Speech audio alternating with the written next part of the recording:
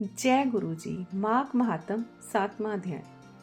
चित्रगुप्त ने उन दोनों के कर्मों की आलोचना करके दूतों से कहा कि बड़े भाई कुंडल को घोर नरक में डालो और दूसरे छोटे भाई विकुंडल को स्वर्ग ले जाओ, जहाँ उत्तम भोग हैं।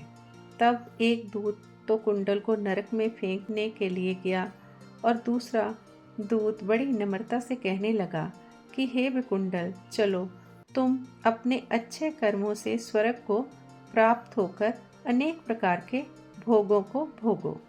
तब विकुंडल बड़े विस्मय के साथ मन में संशय धार कर दूत से कहने लगा कि हे जमदूत, मेरे मन में बड़ी आशंका उत्पन्न हो गई है, अतएव मैं तुमसे कुछ पूछता हूँ। कृपा करके मेरे प्रश्नों का उत्तर दो।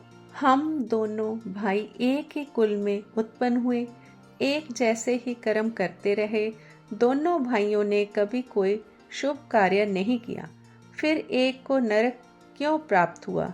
मैं अपने स्वर्ग में आने का कोई कारण नहीं देखता।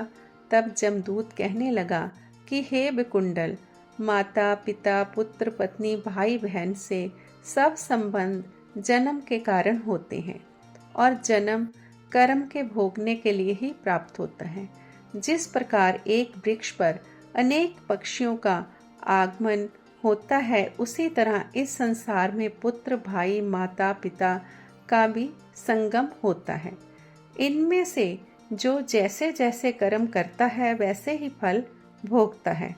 तुम्हारा भाई अपने पाप कर्मों से नरक में गया, तुम अपने पुण्य कर्म के कारण स्वर्ग में जा रहे हो। तब विकुंडल ने आश्चर्य से पूछा कि मैंने तो आजन्म कोई धर्म का कार्य नहीं किया, सदैव पापों ही में लगा रहा। मैं अपने पुण्य के कर्म को नहीं जानता। यदि तुम मेरे पुण्य के कर्म को जानते हो तो कृपा करके बतलाइए। तब देवदूत कहने लगा, मैं सब प्राणियों को भली भांति जानता हूँ, तुम नहीं जानते। सुनो, हरि मित्र का पुत्र सुमित्र नाम का ब्राह्मण था, जिसका आश्रम यमुना नदी की दक्षिणोत्तर दिशा में था। उससे जंगल में ही तुम्हारी मित्रता हो गई और उसके साथ तुमने 2 बार माघ मास में श्री यमुना जी में स्नान किया था। पहली बार स्नान करने से तुम्हारे सब पाप नाश हो गए और दूसरी बार स्नान करने से तुमको स्वर्ग प्राप्त हुआ।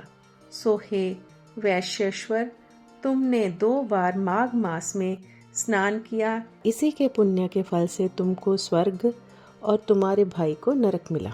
दत्तात्रेय जी कहने लगे कि इस प्रकार वह भाई के दुखों से अति दुखित होकर नम्रता पूर्वक मीठे वचनों से दूतों से कहने लगा, हे दूतों, सज्जन पुरुषों के साथ 7 पग चलने से मित्रता हो जाती है और ये कल्याणकारी होती है। मित्र प्रेम की चिंता न करते हुए तुम मुझको इतना बताने की कृपा करो कि कौन से कर्म से मनुष्य यमलोक को प्राप्त नहीं होता, क्योंकि तुम सर्वज्ञ हो। बोल विष्णु भगवान की जय।